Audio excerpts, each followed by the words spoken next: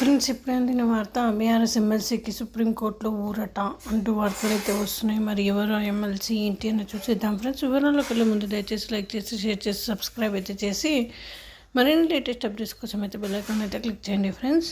అయితే BRS MLC Dande విఠల్కు సుప్రీంకోర్టులో ఊరట లభించింది. విఠల్ ఎమ్మెల్సీ ఎన్నిక చెల్లదంటూ తెలంగాణ హైకోర్టు ఇచ్చిన తీర్పుపై సుప్రీంకోర్టు శుక్రవారం స్టే విధిస్తూ పిటిషన్పై విచారణను జూలైకి వాయిదా వేసింది.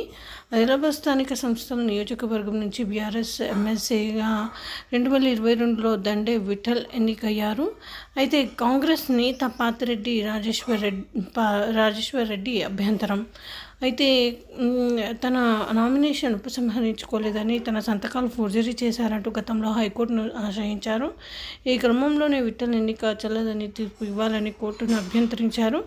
అలాగే ఫోర్జరీని తెలిసేందుకు పత్రాలను కేంద్ర ఫోరెన్సిక్ ల్యాబొరేటరీ పంపించాలని కోరారు. అయితే దీనిపై ఇరుపక్షాల వాదనలు విన్న ఉన్నత న్యాయస్థానం విఠల్ ఎన్నికను రద్దు చేస్తూ తీర్పు వెల్లడించగా తాజాగా సుప్రీంకోర్టు స్టే ఇవ్వడం విశేషం. ఈ విధంగా వార్తలు అయితే వస్తున్నాయి ఫ్రెండ్స్. Thanks for watching.